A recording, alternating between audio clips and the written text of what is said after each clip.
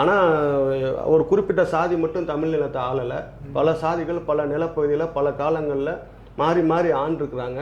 நாங்கள் தான் ஆண்ட பரம்பரைன்னு எந்த ஒரு குறிப்பிட்ட சாதியும் கொண்டாட முடியாது. அது மாதிரி தான் தேவருங்கிற பட்டமும் எல்லாரும் பயன்படுத்தின ஒரு பட்டம். அது வந்து எல்லாருக்கும் பொதுவானதாக இருக்குது.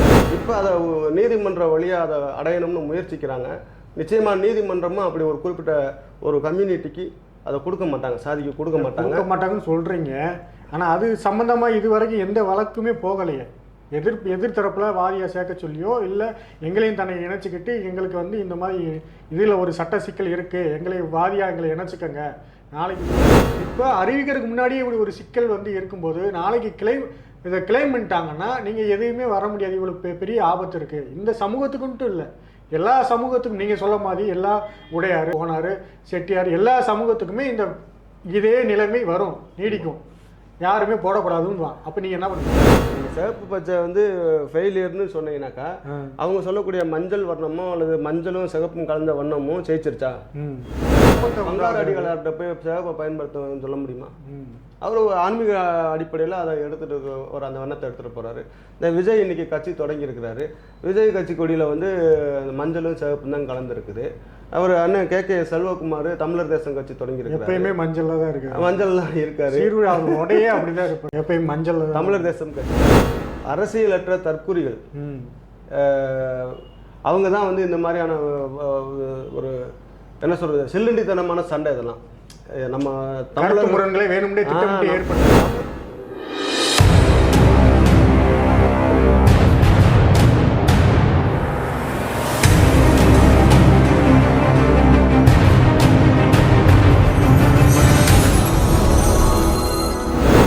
அனைவருக்கும் வணக்கம். இப்போ நாம் சிறப்பு நேர்காணலுக்கு யார் வந்திருக்கா அப்படின்னா தமிழர் தேசிய கழகத்தினுடைய நிறுவனர் தலைவர் திரு மு.க. வையவன் அவர்கள் நம்மளோடு இணைந்திருக்கிறார். அவரிடம் நிறைய கேள்விகள் இருக்குது, வாங்க அவர்கிட்டே கேட்போம். அண்ணே வணக்கண்ணே. வணக்கம் பிரதர். நல்லா இருக்கீங்களா? நல்லா இருக்கேன். சரி, கட்சி பணிகளாக எப்படி போய்கிட்டு இருக்கு? நல்லபடியாக போயிட்டுருக்கு. சரி, இப்போ சமீபத்தில் வந்து ஒரு விவாதம் வந்து தொடர்ச்சியாக போய்கிட்டு இருக்கு. இந்த தேவன்ற பட்டம் வந்து தேவர் வந்து பட்டமா இல்லை அது சாதி பெயரா இல்லை பொது பெயரா நீங்கள் பயன்படுத்தக்கூடாது, சில பேர் வந்து அதை கிளைம் பண்ணுறாங்க. இதுக்கு பின்னாடி ஒரு மிகப்பெரிய அரசியல் இருக்கிறதாக சில ஆய்வாளர் கருதுகிறாங்க. உங்களுடைய பார்வையில் அதை எப்படி பார்க்குறீங்க? தேவர் அப்படின்ற சொல் வந்து ஒரு குறிப்பிட்ட சாதி பெயர் கிடையாது. சரி, சாதி பெயர் மட்டும் இல்லை, அது குறிப்பிட்ட ஒரு சாதிக்கான பெயரும் இல்லை. பொதுவாக அது சாதி பெயரே இல்லை, அது தாண்டி ஒரு குறிப்பிட்ட சாதிக்கான பெயரும் இல்லை. அது வந்து ஒரு பட்டம். அது இறைவனோடு ஒப்பிட்டு சொல்லக்கூடிய ஒரு பட்டம். அந்த இறைவனுக்கு நிகராக இருக்கக்கூடியவங்க வந்து ஆண்டவனுக்கு நிகராக இருக்கக்கூடிய ஆள்றவன், அரசன். அவன் அந்த வார்த்தையை வந்து பயன்படுத்திக்கிட்டாங்க தொடர்ச்சியாக. அவங்க எந்த மன்னர்களாக இருந்தாலும் பழைய காலங்களில் அந்த அரசவை அறிவிப்பு இருக்கு இல்லையா, இன்றைக்கி ஜீவோன்னு சொல்கிறோம், அன்றைக்கி அது அரசவை அறிவிப்பு. அந்த அறிவிப்புகளை நீங்கள் தொடங்கும் போதே அந்த வருடம் இந்த வருடம் போட்டு மன்னருடைய பேரை போட்டு பின்னாடி தேவர்னு வந்துடும். அது எந்த சாதியை சேர்ந்த மன்னராக இருந்தாலும் அப்படி தான் பழைய செப்பேடுகள், கல்வெட்டு, மற்ற ஆதாரங்கள் எல்லாம் அப்படி தான் வருது. இன்னும் சொல்லப்போனால் நம்ம செஞ்சி கோட்டை ஆண்ட ஆனந்த தேவர், அவர் வந்து கோனார் குடியை சேர்ந்த ஒரு வழி வந்தவர்னு சொல்கிறாங்க. அதே மாதிரி நீங்கள் இப்போ சமீபத்தில் சொல்ல வரீங்க கோனார் குடி, அவங்க அந்த தேவர் பட்டத்தை தாங்கி நிற்கிறாங்க. ஆமாம், ஆனந்த தேவர்னு வருதுல்ல, ஆனந்த தேவர்னு பேரில் வருது. கோனார் சமூகம். ஆனால் அவர் ஆமாம். அதே மாதிரி இப்போ சிவகங்கை சீமையை எடுத்துக்கிட்டிங்கனாக்கா முத்துவடுக உடையநாத தேவர். சரி, அது முத்துவடுக உடையநாத தேவர். வடுகருக்கு எப்படி தேவர் பட்டம் வந்துச்சு? வீரபாண்டிய கட்டபொம்மன் போட்டுக்கிட்டது மாதிரி தான். அவங்க வந்து நாயக்கர் பட்டத்தை எப்படி நாயக்கர் எப்படி பாண்டிய பட்டம்னா அந்த நிர்வாகத்தை அவங்க ஏற்று நடத்துறதுனால அந்த பாண்டிய என்ற அடையாளத்தை அவங்க பயன்படுத்தியிருக்கிறாங்க. அப்படித்தான் நம்ம புரிஞ்சுக்கிறணும். அதே மாதிரி நீங்கள் தொடர்ச்சியாக நீங்கள் சிவகங்கை சீமையை சொல்லிட்டுனா நம்ம தஞ்சாவூர் பெரிய கோயில் இருக்குல்ல, பெரிய கோயிலில் லிங்கத்தை வந்து பூசை செஞ்ச கையால் தொட்டு பிரதிஷ்டேஷன் சொல்லுவாங்க. அந்த பூசை செஞ்ச கருவூர் தேவர் அவர் பேர். அவர் வந்து ஆசாரி. சரி, அவருக்கு எப்படி இந்த தேவர்ன்ற அடையாளம் வந்துச்சு? ஆனால் இவங்க தேவன்ற பட்டம் எங்களுக்குரியது அப்படின்னு கிளைம் பண்ணுறாங்க. எப்படி இல்லை, அப்படி யாராவது கிளைம் பண்ணுனா அதுக்கு உரிய தரவுகளோட தான் இவங்க கிளைம் பண்ணணும். எனக்கு அப்படி எங்கள் பட்டம் தான் வேறு யாரும் போடக்கூடாது, நாங்கள் தான் கேட்போம், நீங்கள் எப்படி போட போச்சு அப்படின்ற மாதிரி அப்படி வந்து அந்த வாதம் வந்து தவறானது. அப்படி அதை எடுத்துகிட்டு வந்தால் அது எங்கேயும் நிற்காது. சரி, நீங்கள் அவங்க அவங்க அவங்க பயன்படுத்துகிறாங்க அப்படின்னு சொன்னாக்கா அந்த நாயக்கர்களுடைய காலத்துக்கு பிறகு நாயக்கர்களுடைய காலத்துக்கு பிறகு நாயக்கர்களோட விஜயநகர பேரரசு அல்லது நாயக்க மன்னர்களோட அவர்களுக்கு போர் வீரர்களாக இருந்த காரணத்தினால சில பாளையங்களை கொடுத்துருக்குறாங்க. அப்போ பாளையத்தினுடைய நிர்வாக பொறுப்பில் தலைமை பொறுப்பில் அவங்க கொஞ்சம் இருந்ததுனால அந்த பேரை வந்து பயன்படுத்தியிருக்கிறாங்க. ஆனால் அவங்க பயன்படுத்தலாம், பயன்படுத்தக்கூடாதுன்னு இல்லை. ஆனால் அவங்க மட்டும்தான் பயன்படுத்தணுன்றதுக்கு எந்த இதுவும் இல்லை. யார் வேணாலும் பயன்படுத்திக்கலாம். ஆமாம், ஆனால் ஒருத்தர் மட்டும் அப்படி குறிப்பிட்டு கேட்குறது. இப்போ நான் என்ன கேட்குறேன்னா, இப்போ இன்னொரு விஷயம் சொல்கிறேன். இயேசுவே மெய்யான தேவன் அப்படின்னு நிறைய இடத்துல எழுதி போட்டிருக்கிறாங்க, நம்மளும் பார்த்துருக்கோம். ஆமாம் ஆமாம். அதனுடைய பொருள் என்ன? இயேசு வந்து தேவர் கம்யூனிட்டி சேர்ந்தவர்ன்றது அப்படி இல்லைல்ல.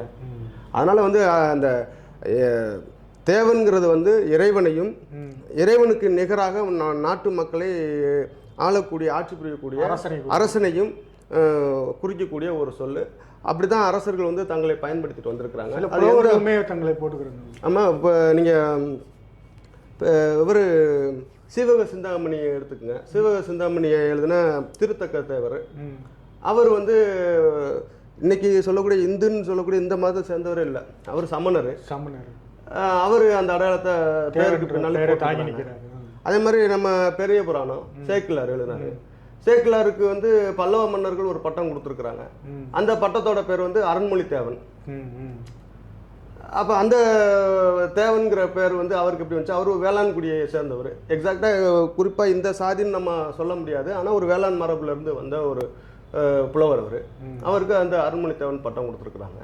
அதே மாதிரி நம்ம புறநானூற்றில் பெரிய பல்லத்தேவன்னு வார்த்தை வருது. பல்லவர்களுக்கும் தேவன் அந்த பேர் வருது. ஆமாம், அப்படின்னு சொல்லும்போது அது அப்போ அந்த வார்த்தையை மட்டும் எடுத்துக்கிட்டு இது எங்களுக்கானதுன்னு புறநானூற்று காலம்னா இப்போ நீங்கள் அது ரொம்ப பழமையான காலமாகல. ஆமாம், அதனால தான் சொல்கிறேன். நீங்கள் பழமையான காலங்களில் நீங்கள் இப்போ அவங்க என்ன கிளைம் பண்ணுறாங்கன்னா, நான் 1500 வருஷத்தை சொல்கிறாங்க. புறநானூறுலாம் வந்து 2000 காலம் இல்லை, 5000 ஆண்டுகள் சங்ககால படைப்பு. அதெல்லாம் சங்க காலம்ங்கிறதே வந்து 5000 ஆண்டு 6000 ஆண்டுகள் பழமையான இருக்கலாம் அப்படின்னு சொல்றாங்க. தோராயமான அந்த காலத்தை சேர்ந்த படைப்புகள். இப்போ நான் இவங்க 1500 வருஷம்ன்றதெல்லாம் இல்லை. நம்மளுடைய இலக்கியங்களில் வரலாறுகளில் கல்வெட்டு இப்படி பல சுவடிகள் பல விஷயங்கள் நம்ம எல்லாத்துக்கும் தனித்தனி துறை வந்துருச்சு. அதெல்லாம் அரசாங்கம் இன்னைக்கு எடுத்து படி எடுத்து நூலாக்கி இருக்கிறாங்க, ஆவணப்படுத்தி இருக்கிறாங்க. நீங்கள் அதிலிருந்து நீங்கள் படித்தாலே போதும். நீங்கள் எது நம்ம புதுசாக கூட நம்ம இனிமேல் போய் ஆய்வு பண்ணணுன்ற அவசியம் இல்லை. அப்படி உங்களுக்கு புறநானூற்றில் இருந்து உங்களுக்கு வந்து பல்லத்தேவன் வந்து நீங்கள் ஏன் அந்த பேரை பயன்படுத்தலை இது வரைக்கும்? அதாவது பயன்படுத்தக்கூடாதுன்னு இல்லை. ஆனால் தேவேந்திரகுல வேளாளர்களை பொறுத்த வரைக்கும் எப்போ அவங்க வந்து ஆட்சி அதிகாரத்தை இழந்தாங்களோ அப்போவே படிப்படியாக சமூக அதிகாரத்தையும் இழந்துட்டாங்க. இன்னொன்று, மீண்டும் எழவே முடியாத படிக்கான சூழ்ச்சிகள் அவங்கள சுற்றி பின்னப்பட்டுருச்சு. அந்த சூழ்ச்சிகளை வந்து புரிந்து கொண்டு அதை அவிழ்ப்பதற்கே பல நூற்றாண்டுகள் ஆயிடுச்சு. இன்னைக்கு வரைக்கும் நம்ம அதை சரியாக புரிஞ்சுருக்கிறோமா அப்படின்னு தெரில. இன்றைக்கும் நம்ம அரசியல் வந்து ஒரு பூஜ்ஜியமாக ஜீரோவாக இருக்கிறதுக்கான காரணமே வந்து இந்த சூழ்ச்சி தான். இது வந்து ஏன் நம்ம திராவிட அரசியலை எதிர்க்கிறோம்னா, திராவிட அரசியலுடைய வேறு வந்து விஜயநகர பேரரசு. அங்கே இருந்து தான் எப்படி பாண்டியர்களை வீழ்த்தி தமிழ் குடிகளை இரண்டாக பிளந்து ஒரு பகுதியை தனக்கு சாதகமாக வந்து ஆக்கிக்கிட்டு அவங்களுக்கு சில நிர்வாகத்தை கொடுத்து வரி வசூல் செஞ்சுக்கிற சொல்லி பிரித்து கொடுத்தாங்களோ அதுதான் அன்னையில இருந்து இன்னைக்கு வரைக்கும். இப்போ இங்கே திராவிட கட்சிகளுடைய ஆட்சி அதிகாரத்தை நீங்கள் எடுத்துக்கோங்க. எங்கே அப்படியே இந்த விஜயநகர பேரரசு நாயக்கர்களுக்கு யார் யாரெல்லாம் சப்போர்ட்டாக இருந்தாங்களோ அவங்கள தான் இப்போ பக்கத்தில் சப்போர்ட்டாக வச்சுருக்காங்க. இன்றைக்கி அது தொடருது. தமிழ் தேசிய அரசியல் வந்து இன்றைக்கி பெரிய அளவில் வந்து பேருருவம் கொள்ளாமல் விரிவாகாமல் இருக்கிறதுக்கு அடிப்படையான காரணமே திராவிட சக்திகள் தமிழர்களில் ஒரு பகுதியை தனக்கு சாதகமாக வச்சுக்கிட்டு இந்த அரசியலை திராவிட அரசியலை நீட்டிச்சுக்கிட்டே கொண்டு போகிறாங்க. அதனுடைய விளைவு தான் இந்த தமிழ் தேசிய அரசியல்ங்கிறது பேருருவம் கொள்ளாமல் இருக்கு. இல்லை, இப்போ நான் இந்த தேவன்ற பெயர் வந்து இதுக்கு பின்னாடி இப்போ எதுவுமே அவங்களுக்கு சட்ட ரீதியாக வந்து அரசு ஜீவோவும் பாஸ் பண்ணலை, எந்த ஒரு அவங்களுக்கு அதிகாரமும் கிடையாது. நீங்கள் சொல்கிறத பார்த்தா சங்க இலக்கியங்கள் எல்லா மன்னர்களும் எல்லா குடிகளுமே அதை பேரை தாங்கி ஒவ்வொரு காலகட்டத்தில் தாங்கி வந்திருக்காங்க. இன்றைக்கி அவங்க வந்து நாங்கள் மட்டும்தான் போடுவோம், எங்களுக்குரியது யாரும் பயன்படுத்தக்கூடாது, நாங்கள் தான் அதை பேசுவோம் அப்படின்றாங்க. ஆனால் கூட இவங்க அந்த பேரை அறிவிக்க சொல்லி இன்றைக்கி அது வந்து உச்சநீதி போயிருச்சு, வழக்காக போய் நிற்கிது. அதை எதிர்த்து இது வரைக்கும் எந்த சமூகமுமே யாருமே அதை கேட்கல. இப்போ இதுக்கு பின்ன அப்படி ஒரு வேளை அது உச்சநீதிமன்றம் போய் இந்த சமூகத்தை வந்து இவங்க தேவைன்னு சொல்லி டிக்ளேர் பண்ணிட்டா, நீங்கள் யாருமே இதை வந்து வரலாற்று ரீதியாக நீங்கள் வந்து நிறுவனம் பண்ண முடியாது. நாளைக்கு எல்லாம் தூக்கிட்டு வருவான். இது பாருங்கள், இன்றைக்கி எல்லா கல்வெட்டுலையுமே 99% கல்வெட்டுகளிலே முன்னாடி வந்து சொத்த ஸ்ரீ மங்கள ஸ்ரீ தேவருக்கு ஆண்டு இப்படி தான் அந்த தொடங்குது. இந்த கல்வெட்டுகளோட மங்கள சொல்லோடு தொடங்கும், தேவர் ஆண்டுன்னு தான் தொடங்கும். அப்போ இதை தெரியாத சில மண்ணாங்கட்டிகள் வந்து இதை தூக்கிட்டு வந்து பாரு எங்கள் பேர் எங்கள் அரசர் அப்படின்னு சொல்கிறாங்க. அதுதான் அப்போ இவ்வளோ வரலாற்று சிக்கல் இருக்குது. நாளைக்கு இது வந்து அப்படி ஒரு போயிருச்சு, நாளைக்கு வந்து அரசு இதை வந்து அதை அங்கீகரிச்சிருச்சு அப்படின்னா இது வந்து குறிப்பிட்ட இந்த தேவேந்திரர்களுக்கு மட்டுமல்ல, ஒட்டுமொத்த தமிழ் குடிகளுக்கும் அது வந்து யாரையுமே எந்த மன்னர்களுமே கிளைம் பண்ண முடியாது, வரலாற்று பூர்வமாக நீங்கள் நிறுவ முடியாத ஒரு சட்ட சிக்கல் இருக்கிறத நீங்கள் ஏன் உணரலை? இது வரைக்கும் உணரலைன்னு இல்லை. பொதுவாக ஜெயலலிதா அம்மையாருடைய ஆட்சி காலத்திலேயே வந்து இந்த கோரிக்கை வந்து முக்குலத்தோர் அமைப்புகளால், முக்குலத்தோர் மீன்ஸ் அந்த கல்லர் மறவர் அகமுடையார்ன்ற அந்த 3 சமூகத்தினுடைய அரசியல் பிரதிநிதிகள் வந்து அப்போவே அந்த கோரிக்கையெல்லாம் வச்சாங்க. ஆனால் அதே சமூகத்துக்குள்ளேருந்தே அதுக்கு எதிர்ப்பும் வந்துருச்சு. அப்படியெல்லாம் வந்து ஒரே பேரில் வந்து அறிவிக்கக்கூடாது அப்படின்னு சொல்லிட்டு எதிர்ப்பும் வந்துருச்சு. எதிர்ப்பு வந்துச்சு. அந்த அம்மாவும் அதை சொல்லியிருக்கு, யாருமே இதை எதிர்க்கலாட்டி இதை நாங்கள் பரிசீலிப்போம், இந்த பேரை நாங்கள் பரிசீலனை செஞ்சு அது அவங்களுக்கு கொடுக்கலாம்னு சொல்லியிருக்காங்க. யாருமே எதிர்க்கலன்னா. ஆனால் யாருமே இது வரைக்கும் எதிர்க்கலையே, அதுதானே இப்போ பிரச்சனை சிக்கல். இல்லை எதிர்த்ததுனால தான் அந்த முக்குலத்தோர்னு சொல்லக்கூடிய அந்த சமூக பிரிவுக்குள்ளே இருந்தே அரசியல் பிரதிநிதிகள் எதிர்த்ததுனால தான் அந்த அம்மா அறிவிக்காமல் கிடப்பில் போட்டாங்க. அதே மாதிரி கலைஞர் வரும்போதும் மதுரையில் வந்து மருது சகோதரருடைய சிறையை வந்து தெப்பக்குளத்துக்கிட்ட திறந்து வைக்கும்போது இதே மாதிரி கோரிக்கை வச்சாங்க.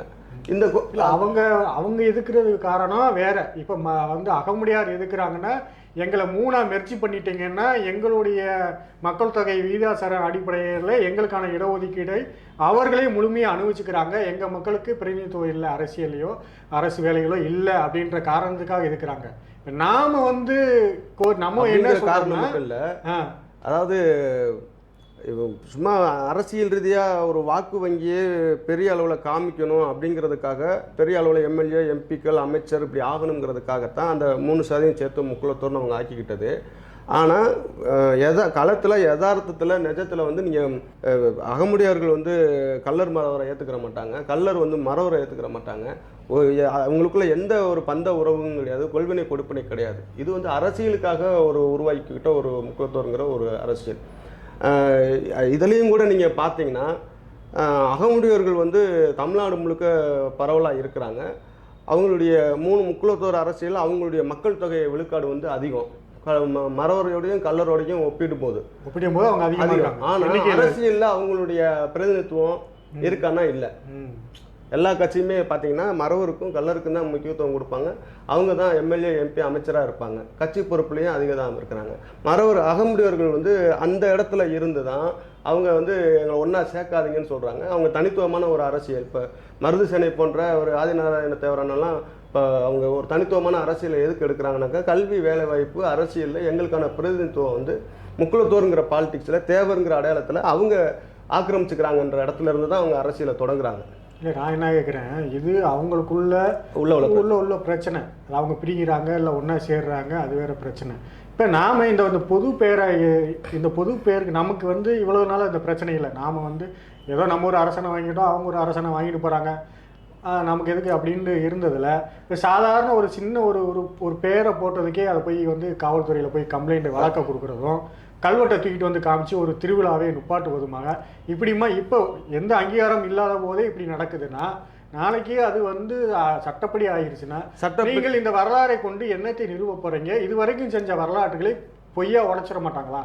இப்படி பேராபத்து இருக்கிறதை நீங்கள் உணர்றீங்களா இல்லையா? இல்லை, அதாவது தேவருங்கிற அந்த வார்த்தையை வந்து ஒரு குறிப்பிட்ட கம்யூனிட்டிக்கு, ஒரு சாதிக்கு உத்தரவு நீதிமன்றமாக இருந்தாலும் கொடுக்க மாட்டாங்க. அப்படியே இருந்தாலும் நம்ம அதில் இடையீடு மனு போட்டு நம்ம அதை வந்து ஒரு பொது பெயர் அப்படிங்கிற, அது அவங்களுக்கு பயன்படுத்தக்கூடாதுன்னு நம்ம சொல்லலை, ஆனால் அவங்க மட்டும்தான் பயன்படுத்தணும்னு கிளைம் பண்ணுறாங்க பாருங்க. அந்த வந்து நம்ம இடையீடு செய்யணும். இது வந்து எல்லாருக்குமான பொதுவான ஒரு வார்த்தை. யாருமே போடக்கூடாதுன்னு போய் அதுதான் நம்ம யோசிக்கிறோம். யாருமே போடக்கூடாது, நீ பயன்படுத்து, நாங்கள் தான் போடுவோம் அப்படின்னா அப்ப இது வரைக்கும் நீங்க கட்டமைச்சு வச்சிருக்கிற எந்த வரலாற்றை ஒரு 500 வருஷமா பயன்படுத்திட்டு வர்ற அவங்களுக்கே வந்து இது எங்களுக்குன்னு சொந்தம் கொண்டாடும் போது பல 1000 ஆண்டுகளாக வந்து பயன்படுத்திட்டு வர சமூகங்கள் அதை எப்படி விட்டு கொடுப்பாங்க? அந்த அவேர்னஸ் இல்லையே. அது எல்லா சமூகமும் அதுக்காக விட்டதுனாலதான் நீங்க இந்த பிரச்சனை இவ்வளவு தூரம் ஃபைட் பண்றது யாரு? இப்ப காலத்துல நின்று ஃபைட் பண்ணிக்கிறது இவங்க 2 பேர் மட்டும்தான். மற்ற சமூகம் வேடிக்கை தான் நான் பாத்துக்கிட்டு இருக்கேன். அதான் சொல்றேன். இப்ப அவங்களுக்கும் அந்த பிரச்சனை நாளைக்கு பேராபத்தை போய் முடியும்ன்றதான் நம்ம சுட்டி காட்டுறோம். இல்ல பொதுவாக வந்து இது வந்து 2 சமூகங்களுக்கு இடையிலான பிரச்சனையாகவே வந்து ஆக்க நினைக்கிறாங்க. அது தவறு. இது வந்து பொதுவாக எல்லா சமூகங்களும் தமிழ் சமூகங்களில் ஆட்சி நிர்வாகத்தில் இருந்தால் எல்லாரும் பயன்படுத்தின பேர். அதுக்கு தான் நான் உங்கள்கிட்ட ஏற்கனவே சொன்னேன். தெலுங்கர்கள் வந்து நாயக்கர்கள் அந்த தேவர்ன்ற பட்டத்தை பயன்படுத்தியிருக்கிறாங்க, ஆசாரிக்கு அந்த பட்டத்தை கொடுத்துருக்குறாங்க, கோனாருக்கு அந்த பட்டணத்தில் தேவர்னு பயன்படுத்தியிருக்கிறாங்க. இது மாதிரி நான் நிறையா சொல்ல முடியும். ஒவ்வொரு குறுநில மன்னர்கள் கூட அந்த பேரை போட்டிருக்கிறாங்க. அதனால் வந்து அது ஒரு குறிப்பிட்ட சாதிக்கு உரியது அப்படின்னு ஆக்க நினைக்கிறது இருக்குல்ல, அது வந்து என்ன சொல்கிறது, அது அரசியல் ரீதியாக அவங்களுக்கு வந்து ஒரு மன்னர் பரம்பரை அப்படின்ற சொல்கிறதுக்காக ஒரு கனெக்டிங் பண்ணுறதுக்காக அந்த வார்த்தையை பயன்படுத்த நினைக்கிறாங்க. ஆனால் ஒரு குறிப்பிட்ட சாதி மட்டும் தமிழ் நிலத்தை ஆளலை. பல சாதிகள் பல நிலப்பகுதியில் பல காலங்களில் மாறி மாறி ஆண்டிருக்கிறாங்க. நாங்கள் தான் ஆண்ட பரம்பரைன்னு எந்த ஒரு குறிப்பிட்ட சாதியும் கொண்டாட முடியாது. அது மாதிரி தான் தேவருங்கிற பட்டமும் எல்லாரும் பயன்படுத்தின ஒரு பட்டம். அது வந்து எல்லாருக்கும் பொதுவானதாக இருக்கணும். அதை வந்து சட்ட ரீதியாக தங்களுக்குன்னு அவங்க ஆக்கணும்னு முயற்சி பண்ணாங்க, அரசியல் ரீதியாக ஆக்க முயற்சி பண்ணாங்க. அது அவங்களுக்குள்ளேயே எழுந்த எதிர்ப்புனால அது நின்று போச்சு. இப்போ அதை நீதிமன்ற வழியாக அதை அடையணும்னு முயற்சிக்கிறாங்க. நிச்சயமாக நீதிமன்றமும் அப்படி ஒரு குறிப்பிட்ட ஒரு கம்யூனிட்டிக்கு அதை கொடுக்க மாட்டாங்க, சாதிக்கு கொடுக்க மாட்டாங்கன்னு சொல்கிறீங்க. ஆனால் அது சம்மந்தமாக இது வரைக்கும் எந்த வழக்குமே போகலையே. எதிர்த்தரப்புல வாரியாக சேர்க்க சொல்லியோ இல்லை எங்களையும் தன்னை இணைச்சிக்கிட்டு எங்களுக்கு வந்து இந்த மாதிரி இதில் ஒரு சட்ட சிக்கல் இருக்குது, எங்களை இணைச்சிக்கங்க, நாளைக்கு இவ்வளோ தேவைப்பட்டால் அது நம்மளே இடையீடு மனு போடுவோம். என்ன இருக்குது, இப்படி ஒரு சூழல் இருந்துச்சுனாக்கா நம்மளே இடையீடு மனு போட்டு நம்ம அதை பொது பெயர் அப்படிங்கிறதுக்கு நிறுவுவோம். அது ஒன்றும் தவறு இல்லை. நம்ம வந்து மறவர்களையோ கல்லர்களையோ நீங்கள் பயன்படுத்தக்கூடாதுன்னு சொல்லலை, பயன்படுத்துங்க. ஆனால் மற்றவங்கள பயன்படுத்தக்கூடாதுன்னு சொல்ல. இப்போ இடைப்பட்ட காலத்தில் இப்போ அந்த கரிகால பாண்டியன் நடத்தின இந்த பொதுக்கூட்டத்தில் அவர் ஒரு சோசியல் மீடியாவில் ஸ்ரீ தேவர்னு அவர் பேரை போடுறாரு. இதை வந்து வழக்காக தொடுத்து எஸ்பி ஆஃபீஸ் வரைக்கும் அந்த வழக்கு போகுது. வழக்கு இரவு அடுத்த நாள் வந்து கூட்டம் நடக்க போகுது. அன்னைக்கு முதல் நாள் நைட்டு இரவு வந்து கூப்பிட்டு 12 மணிக்கு கூப்பிட்டு அந்த பதிவை நீக்க சொல்கிறாங்க. அப்போ இவர் இந்த வாதத்தை முன்வைக்கிறாரு, எஸ்பிக்கு முன்வைக்கிறாரு. ஐயா இது பொதுவான பேர் தானே, நான் எங்களுக்கும் பள்ளத்தேவன்றெல்லாம் இருக்குது, இதை எப்படி நீங்கள் ஒரு குறிப்பிட்ட சாதின்னு சொல்லுவீங்க? அவர் என்ன சொல்கிறார், எனக்கு தெரியும்பா, ஆனாலும் இவங்க ஏதாவது இடையூறு பண்ணணும் அப்படின்னு சொல்லி அவன் ரொம்ப காலமாக அந்த பேரை அவன் தாங்கி நின்றுட்டு வரான். அதனால் வந்து இதை விட்டுட்டு போங்களேன். அப்போ ஒரு அதிகாரத்தில் இருக்கிற ஒரு அதிகாரிகளை அதை விட்டுட்டு போங்களேன் அப்படின்றாங்க. ரொம்ப காலமாலாம் இல்லை, எனக்கு தெரிஞ்சு வந்து இந்த இதுதான் நாயக்கர்கள் காலத்துக்கு பிறகு அவங்க அந்த அடையாளத்தை ஒன்றுமே இல்லாத இப்பயே வந்து அதை வந்து நீக்கிறதும் இதுக்காக வந்து இடையூறு பண்ணுறாங்க. இப்போ தென்காசி கோயிலில் நடந்த அந்த பொன்னூர் பீட்டு விழாவில் நம்ம வந்து பராக்கிரமம் பண்ணிய பிறகு மீண்டும் வந்து அங்கே இருக்கிற தேவேந்துள்ள வேளாளர்கள் பொன்னூர் பீட்டு நிகழ்ச்சி வந்து போன வருஷம் அதை எடுத்து நடத்துகிறாங்க. அது அந்த கல்வெட்டை படித்து நடத்துகிறாங்க. அப்போ இங்கே இருக்கிற அமைப்பு அந்த மாட்டு சமூகத்தை சேர்ந்த அமைப்புகள் அதை வந்து புலித்தேவன் வாரிசுன்னு சொல்லி அவங்க ஒரு லெட்டர் மனு கொடுக்குறாங்க. இந்த பாருங்க, இந்த கல்வெட்டில் பராக்கிரமம் பேணிய பழனி பேருக்கு முன்னாடி தேவன் இப்போ அந்த பேர் வருது, அந்த பேரை தூக்கி காமிச்சு பாருங்க, அவங்க பேர் எங்கே இருக்குது, எங்கள் பேருன்றாங்க. அப்போ இந்த சிக்கல் என்ன சொல்ல வரேன்னா, இப்போ அறிவிக்கிறதுக்கு முன்னாடியே இப்படி ஒரு சிக்கல் வந்து இருக்கும்போது நாளைக்கு இதை கிளைம் பண்ணிட்டாங்கன்னா நீங்கள் எதுவுமே வர முடியாது. இவ்வளோ பெரிய ஆபத்து இருக்குது இந்த சமூகத்துக்குன்ட்டு இல்லை, எல்லா சமூகத்துக்கும். நீங்கள் சொல்ல மாதிரி எல்லா உடையார் கோனார் செட்டியார் எல்லா சமூகத்துக்குமே இதே நிலைமை வரும், நீடிக்கும். யாருமே போடக்கூடாதுன்னு. அப்போ நீங்கள் என்ன பண்ணுவீங்க? இதை தென்காசி நீங்கள் சொல்கிற அந்த காசி விஸ்வநாதர் கோயிலில் நடந்ததை தான் சொல்கிறீங்கன்னு நினைக்கிறேன். ஆமாம். அதாவது வந்து அதை தடுக்கணும்னு நினைக்கிற சக்திகள் ஒன்று வரலாறு தெரியாதவங்களாக இருக்கணும், தமிழர்களுடைய வழிபாட்டு மரபு என்னன்றது தெரியாதவங்களாக இருக்கணும், இல்லை ஒரு சாதி வெறி பிடித்த ஒரு நபராக இருக்கணும். ஏன்னா இப்படியான சிந்தனை உள்ளவங்க தான் அதை போய் தடுத்து நிறுத்தணும்னு முயற்சிப்பாங்க. நீங்கள் அங்கே மட்டும் இல்லை, ஏன் நீங்கள் தென்காசி மாவட்டத்தை எடுத்துக்கிட்டிங்கன்னா 8 இடங்களில் ஆலயங்களில் வந்து இந்த பொன்னேறு பூட்டும் விழா வந்து நடத்தப்படுது. இன்னும் சொல்ல போனால் அந்த கோயிலை வந்து கட்ட அடிக்கல் நாட்டும் நம்ம தச்சு பண்ணுவோம்ல, அது மாதிரி தொடக்க நாள் அன்னைக்கு தான் அந்த பொன்னேறு பூட்டி, அதுவும் அந்த மன்னனே பராக்கிரம பாண்டியன் மன்னனே ஏறு பூட்டி அதை தொடங்குறாங்க. ஏறு பூட்டி உழுகிறதுங்கிறது வந்து ஒரு மங்களகரமான என்ன சொல்கிறது, அது ஒரு ஒரு சிறப்பு வாய்ந்த ஒரு நிகழ்வாக கருதுறதுனால தான் அதை செஞ்சு இப்போ ஐயர்களை வச்சு நம்ம பூமி பூஜை அந்த காலத்தில் பூமி பூஜைகள்லாம் பாண்டியர்கள் பயன்படுத்தலை. இது மாதிரி தான் பொன்னேறு பூட்டி தான் நாளை தொடங்கியிருக்கிறாங்க. அதில் ஆனால் வேளாண்மையிலிருந்து தான் உற்பத்தியிலிருந்து தான் வருமானத்தை வச்சு தான் அரசு நடத்த முடியும். அப்போ அதுக்கு முக்கியத்துவம் கொடுத்து அந்த விழாவை நடத்தியிருக்கிறாங்க. அதை வந்து இன்னைக்கு கல்வெட்டில் இருந்து படித்து பார்த்து அதை மீண்டும் அதை ஒருத்தர் நடத்தணும்னு நினைக்கிறாங்கன்னா அது அறநிலையத்துறை தான் நடக்குது. கோயில் வந்து அறநிலையத்துறை கோயில் கட்டுப்பாட்டில் இருக்குது. அறநிலையத்துறை தான் அதை அனுமதிக்கிறாங்க. ஏன்னா அவங்க சும்மாலாம் அனுமதிக்க மாட்டாங்க. கல்வெட்டில் இருக்கிறதுனால நீங்கள் அதை செய்யுங்கன்னு சொல்லி அதை நீங்கள் அந்த வேளாண் மரபை சேர்ந்தவங்க நீங்கள் அதை பண்ணலாம் அப்படின்னு தடை இல்லைன்னு சொல்கிறாங்க. காவல்துறை வந்து அதை போய் வந்து தடுத்து நிறுத்த முயற்சிக்கிறாங்க அப்படின்னு சொன்னாக்கா அந்த காவல்துறையில் அதிகாரத்தில் இருக்கிறவருக்கு ஒரு உள்நோக்கம் இருக்குது. அவர் நான் விசாரித்த வகையில் அவர் அதே சமூகத்தை சேர்ந்தவர். அவர் வந்து காக்கி சட்டைக்கு உள்ள தன்னுடைய ரத்த பாசம் இருக்குல்ல அதை வந்து வெளிப்படுத்துகிறார். அந்த இன்னும் சொல்லப்போனால் ஒரு ஆலயத்துக்கு உள்ளே வந்து ஒரு திருவிழா நடக்குதுனாக்கா அந்த ஆலய நிர்வாகம் கேட்காம எங்களுக்கு பாதுகாப்பு கொடுங்க, உள்ள பிரச்சனை வர மாதிரி இருக்குது அப்படின்னு கேட்காம அவங்க உள்ளே வரக்கூடாது. ஆனால் நிகழ்வு விழா நடந்துக்கிட்டு இருக்கும்போது வந்து சாதி பிரச்சனை வரும், கலவரம் வரும், அது வரும்னு யாரும் புகார் கொடுக்காம அவருக்கு வேண்டிய யாரோ ஒருத்தரை ஒரு அறக்கட்டளைன்னு நினைக்கிறேன், புலித்தேவன் அறக்கட்டளைன்ற பேரில் ஒருத்தரை மனு கொடுத்தா அந்த காணொலியெல்லாம் இருக்கு. அது நம்ம மண்டபப்படிக்கு அடுத்த நாள் மண்டபப்படியில் அதே வந்து அந்த காவல்துறை அதிகாரி வந்து அவங்க அந்த இதை வந்து தூக்கிட்டு போறாரு, சீர்குடியோட தூக்கி உள்ள கோயிலுக்குள்ள கொண்டு போறாரு. இல்லை அது ஓடி போய் இல்லை நம்ம எப்படி பார்க்குறோம் அப்படின்னு சொன்னாக்கா அது வழிபாடு இருக்கும்போது அது அந்த நம்பிக்கையின் அடிப்படையில் அந்த சாமியினுடைய நம்பிக்கையின் அடிப்படையில் அவர் சீர்குடியில் இருக்கும்போது அது வந்து பண்ணக்கூடாதுன்றதுக்கான அது ஒரு குற்றமா நம்ம பார்க்க வேண்டியது இல்லைன்ற வழிபாடு. ஆனால் இருக்கும்போது எல்லா ஒரு பண்பாடா பல வருஷமா நடந்துகிட்டு இருக்கிற ஒன்று ஒரு சமூக சாதிய உள்நோக்கத்தோட நீ நடத்தக்கூடாது அப்படின்னு தடுத்து நிறுத்த. நம்ம வேலையை ஏன் தூக்கல அதுதானே கேட்குறோம். அதுக்கு முன்னாடி வேலையை ஏன் வந்து எங்க நம்ம நடத்தும் போது நம்ம ஊர்வலம் கொண்டு போகும்போது சாமி சுத்து வரும்போது வந்து தூக்கிக்கணும்ல. அதுதான் அன்னைக்கு நீ வந்து வேடிக்கை தானே பார்த்துக்கிட்டு இருந்த. அதுதான் சொல்றேன், காக்கி சட்டைக்கு உள்ள சாதி பாசம் நம்ம அப்படி பார்க்கல, அவன் அப்படி பார்க்கறாரு. வெளியில தான் அவர் ஆய்வாளராக இருக்கிறாரு, உள்ளுக்குள்ள வந்து அவர் தன்னுடைய சாதியை சேர்ந்தவராக இருக்கிறாரு. அது ஒரு சமூக ஆலயத்தில் ஒரு முக்கியமான வழிபாட்டு நிகழ்வு இன்னொரு சமூகத்துக்கு எப்படி இதை எடுத்து நடத்துகிறாங்கன்ற ஒரு சாதி அடிப்படையிலான ஒரு வெறுப்பு தான் இருக்கு. அந்த வெறுப்பில் தான் அவர் வந்து ஆய்வாளருங்கிற அந்த அதிகாரத்தை வந்து தவறாக பயன்படுத்த வைக்குது. அது வந்து சட்ட ரீதியாக முறியடிக்கலாம். அதுக்கான முயற்சிகளை நம்ம கண்டிப்பாக எடுப்போம். இப்போ இறுதியாக இந்த பெயரை வந்து இப்போ மக்களுக்கு என்ன சொல்ல வரீங்க? இந்த தேவேந்திர குல வேளாளர்களுக்கும் இந்த மறவருக்கான இந்த சிக்கலை எப்படி தீர்க்கலாம், இதற்கு வந்து என்ன தீர்வு, இதுக்கு பின்னாடி சட்ட ரீதியாக என்ன நடவடிக்கை எடுக்க போகிறீங்க? நான் சொன்னேன், தேவேந்திர குல வேளாளர்களாக இருக்கட்டும் அல்லது இந்த இன்னைக்கு தேவர் பட்டத்தை பயன்படுத்தி இருக்கக்கூடிய முக்குலத்தோராக இருக்கட்டும், ரெண்டு பேருமே வந்து ஒரு தாய் பிள்ளை தான், தமிழ் தாயினுடைய பிள்ளைகள் தான். ஆனால் ஒரு அரசியல் ரீதியாக சில சூழ்ச்சிகளால் பிரிக்கப்பட்டு நேரெதிராக நிறுத்தப்பட்டிருக்காங்க.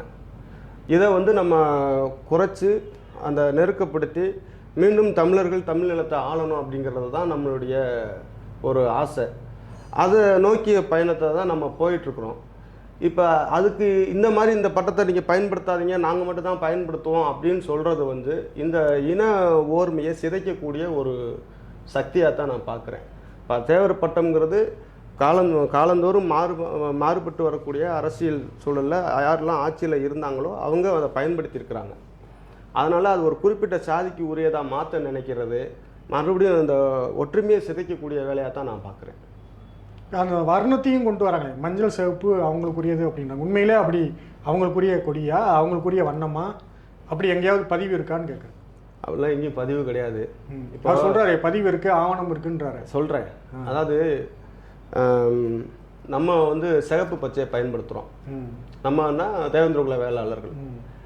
அதுக்கு ஒரு வரலாற்றிலேருந்து ஒரு கருத்தை நம்ம தயார் செய்கிறோம். என்ன தயார் செய்கிறோம்? நம்மளுடைய தொழில் என்ன? வேளாண்மை. வேற என்ன செஞ்சுருக்கோம்? போர் தொழில் செஞ்சுருக்கோம், ஆண்டிருக்கிறோம். அப்படின்னா அந்த போர் தொழிலுக்கு வந்து அடையாளமாக சிகப்பையும், வேளாண் தொழிலுக்கு வந்து அடையாளமாக வந்து பச்சையை எடுத்து நம்ம சிகப்பு பச்சைன்னு ஒரு வண்ணத்தை சேர்க்குறோம்.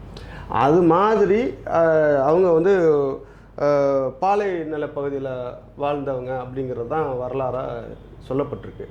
பாலை நிலம்ங்கிறது வந்து என்னது? வறண்ட நிலம். வறண்ட பகுதியினுடைய வண்ணம் என்னவாக இருக்கும்? மஞ்சளாக தான் இருக்கும். அது வளமையும் இல்லை, செழுமையும் இல்லை. அதனால் அது மஞ்சள்ன்றது மங்களத்தான் சொல்கிறேன். இதுதான் நான் வந்து ஐந்திணை வாழ்க்கையிலேருந்து நான் ஒப்பிட்டு சொல்கிறேன். அந்த அடிப்படையில் வந்து தான் அவங்க வந்து அந்த மஞ்சளை வந்து அடையாளமாக எடுத்துருக்குறாங்க. அது ஒன்றும் நம்ம தப்பு இல்லை. ஆனால் அது இன்னைக்கு உள்ள நவீன சமூக காலகட்டத்தில் வந்து எந்த வண்ணமும் எந்த சாதிக்கும் சொந்தம் இல்லை. நான் சொல்கிறேன், இந்த இடத்துலேருந்து சொல்கிறேன். இதே சிவப்பு பச்சை கொடியை கூட நீங்கள் பயன்படுத்துங்க. முகலத்தூர் இருக்கீங்களா? இல்லை, அதை சிரிச்சு ஏன் உங்க இது வரைக்கும் நீங்கள் தூக்கிட்டு வந்த இது வந்து ஃபெயிலியர் ஆகிடுச்சா அப்படின்னு ஒரு நக்கலா கேள்வி கேட்குறாப்புல. எது ஃபெயிலியர்? சிவப்பு பச்சையை இது வரைக்கும் பயன்படுத்தி வந்துட்டு இப்போ எங்கள் கொடியை நீங்கள் பயன்படுத்துறீங்க மட்டும் இல்லை, சிவப்பு பச்சை மட்டும் இல்லை, அது வந்து அது அப்போ அது ஃபெயிலியரா? இதையே எங்கே தான் தொடுறீங்க அப்படின்ற மாதிரி கேட்குற மட்டும் இல்லை, எந்த வண்ணத்தையும் அதுக்குள்ள ஒரு உள்நோக்கத்தோட ஒரு ஒரு கிண்டலா கேலியா கேட்குறாருல. நான் தான் சொல்கிறேன், இது ஃபெயிலியரா அப்போ அது சக்ஸஸா அப்படின்ற போது இதுக்கு அதைத்தான் சொல்கிறேன். இப்போ நான் கேட்க வந்து அதுதான், நீங்கள் சிவப்பு பச்சை வந்து ஃபெயிலியர்னு சொன்னீங்கன்னாக்கா அவங்க சொல்லக்கூடிய மஞ்சள் வர்ணமோ அல்லது மஞ்சளும் சிகப்பும் கலந்த வண்ணமும் ஜெயிச்சிருச்சா? எத்தனை இடத்துல ஜெயிச்சிருக்கு? இன்னும் சொல்ல போனால் சிகப்பு வந்து புலிக்கொடி, அது வந்து சோழர்களுடைய கொடி. அவன் வந்து வங்காளத்தில் உள்ள அந்த இடதுசாரி பார்வையாளர்கள் வந்து அதை வந்து ஃபார்வர்ட் பிளாக்ன்ற ஒரு கட்சிக்கு, ஒரு முற்போக்கான இடதுசாரி இயக்கத்துக்கு அந்த கொடியை கொண்டு போய் அடையாளப்படுத்தினாங்க. அதை தமிழ்நாட்டுக்குள்ளே வந்து அதை சாதி கட்சியாக, சாதி கொடியாக மாற்றினதே வந்து இந்த குறிப்பிட்ட ஒரு சமூகத்தை சேர்ந்த அரசியல் தலைவர்கள் தான். ஏன்னா இன்றைக்கி பாருங்கள், அதை பார்த்த உடனே பொது புத்தியில் வந்து அது இந்த சாதிக்கான கொடின்ற மாதிரி ஆகிப்போச்சு. ஆனால் நவீன சமூகத்தை பொறுத்த வரைக்கும் எந்த வண்ணத்தையும் இந்த சாதிக்குன்னு நீங்கள் பொருத்தி சுருக்கக்கூடாது. இன்னைக்கு டேட்டா அப்படி கூட இன்னைக்கு விஜய் வந்து சிவப்பு மஞ்சள் தான் அறிவிச்சிருக்காரு. இன்னைக்கு அப்போ நீ போய் விஜயை போய் நீ பயன்படுத்தக்கூடாது அப்படின்னு சொல்லி ஆர்ப்பாட்டம் போராட்டம் பண்ணி தடுப்பியா? இதுதான் வந்து இந்த திருச்செண்டியர்கள் மாதிரி ரெண்டு இல்லை ஒரு சிந்தனை என்ன, அதுதான் சொல்கிறேன்.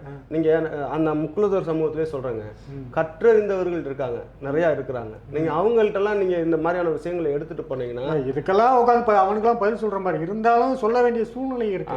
இது வந்து சும்மா அந்த தெருச்சண்டை போடுற மாதிரி தெருச்சண்டியர்கள் நின்றுட்டு நீ அது எங்க கொடி, இது எங்க கொடி அப்படின்னு தேவையால வந்து இளைஞர்களை தூண்டி விட்டு போய் குழப்பத்தை அடிகளார்கிட்ட போய் சேவை பயன்படுத்த சொல்ல முடியுமா? அவர் ஆன்மீக அடிப்படையில் அதை எடுத்துகிட்டு ஒரு அந்த வண்ணத்தை எடுத்துகிட்டு போகிறாரு. இந்த விஜய் இன்னைக்கு கட்சி தொடங்கி இருக்கிறாரு. விஜய் கட்சி கொடியில் வந்து மஞ்சளும் சிவப்பும் தான் கலந்துருக்குது. அவர் அண்ணன் கே செல்வகுமார் தமிழர் தேசம் கட்சி தொடங்கியிருக்காரு. எப்பயுமே மஞ்சள்ல தான் இருக்கு, மஞ்சள்லாம் இருக்காரு. உடையே அப்படிதான் இருப்பார், எப்பயும் மஞ்சள். தமிழர் தேசம் கட்சி அவர் பார்த்தீங்கன்னா அவர் சீருடைய அவர் எப்போதுமே மஞ்சள்ல தான் இருப்பார். வண்ணத்திலேயே மஞ்சள் சேர்த்துருக்காருன்னு நினைக்கிறேன். அப்படின்னு சொல்லும்போது அவர் போய் எங்கள் சாதிக்கான வண்ணம் அது நீங்கள் பயன்படுத்தக்கூடாதுன்னு சொல்ல முடியுமா? இல்லை, நாம் தமிழரே சிவப்பு மஞ்சள் அவங்களும். ஆமாம், அது 35 லட்சம் வாக்கு வேற வாங்கிட்டாங்க. இல்லை கட்சி அவங்கள இதெல்லாம் போய் எதுக்குறவங்க அந்த இதை இது வரைக்கும் கேட்டதா எனக்கு ஒன்றும் தெரியல. இந்த இடத்துல அது அரசியலற்ற தற்குறிகள்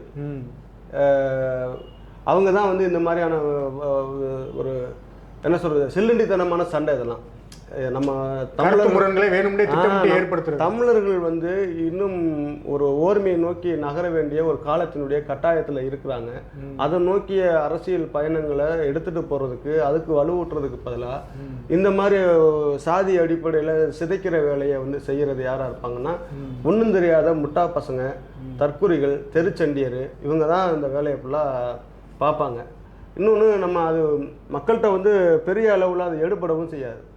அது வந்து இந்த சாதிய எண்ணத்தோடு இருக்கக்கூடிய சிலர் வந்து அதை பார்ப்பாங்க, ரசிப்பாங்களே தவிர அது வந்து ஒருபோதும் அரசியல் அதிகாரத்தை கைப்பற்றுவதற்கு பயன்படாது. அது நான் எந்த சாதிக்குமே, அவங்களுக்கு இல்லை, எந்த சாதிக்குமே அது பயன்படாது. நன்றி தோழர், இதுவரைக்கும் வந்து உங்களுடைய மேலான கருத்துக்களை கூறியதுக்கு. தொடர்ந்து இந்த சிக்கல்களுக்கு தீர்வு காண்ற மாதிரி தொடர்ச்சியாக நீங்கள் வழக்கும் அதில் பிரதிவாதியாக தங்களை இணைக்க சொல்லணும்னு சொல்லி உங்கள் கட்சி சார்பாகவும் அதை வழக்கெடுக்கணும்னு சொல்லியிருக்கீங்க. அதை நாங்கள் அவரோட எதிர்பார்க்கிறோம். நம்ம தென்காசி காசி கோயிலுடைய மரபு உரிமைக்காக உங்களுடைய பங்களிப்பு வேணும், கண்டிப்பாக கொடுப்போம் அப்படின்னு சொல்லியிருக்கீங்க. சமூகம் அதைத்தான் எதிர்பார்க்குது. யாராவது இதை துணிஞ்சு இறங்கி செய்ய மாட்டாங்களா அப்படின்ட்டு. நீங்கள் அதை செஞ்சால் உண்மையிலே இந்த சமூகம் இந்த மாதிரியான சிக்கல்கள் வந்து எங்கே இருந்தாலும் நீங்கள் அதை தாராளமாக நீங்கள் எனக்கு கொடுங்க, தகவல் கொடுங்க. அதை நம்ம சட்ட ரீதியாக நம்ம எடுத்து பேசி அரங்குக்குள்ளே பேசுகிறதுனால ஒன்றும் மாற்றம், எந்த மாற்றத்தை நிகழ்த்திட முடியாது. அவங்க எப்படி ஒரு சட்ட நடவடிக்கை போகிறாங்களோ அதே எதிரி எந்த ஆயுதத்தை கொண்டு நம்மளை வீழ்த்தினாலும் அதே ஆயுதத்தை தான் நம்மளும் இருக்க வேண்டியதாக இருக்குது. அப்போ நமக்கு இவ்வளோ ஒரு சட்ட சிக்கல் வருது அப்படின்னா அது சட்ட ரீதியாக தான் அதை முறியடிக்கணும். அந்த வேலையை நீங்கள் ஒரு வழக்கறிஞராகவும் இருக்கீங்க, அதனால் கண்டிப்பாக செய்வீங்க நம்ம எதிர்பார்க்குறோம். கூடிய விரைவில் அந்த வேலை முன்னேற்பாடுகளை தொடங்குவீர்கள் என்று நம்புகிறோம். நன்றி. இதை பார்த்துட்டு இருக்க உறவுகளுக்கு நன்றி. மீண்டும் அடுத்த ஒரு நல்ல காணொலியில் சந்திப்போம். பாண்டியர் நாடு ஊடகத்திற்கு ரொம்ப நன்றி.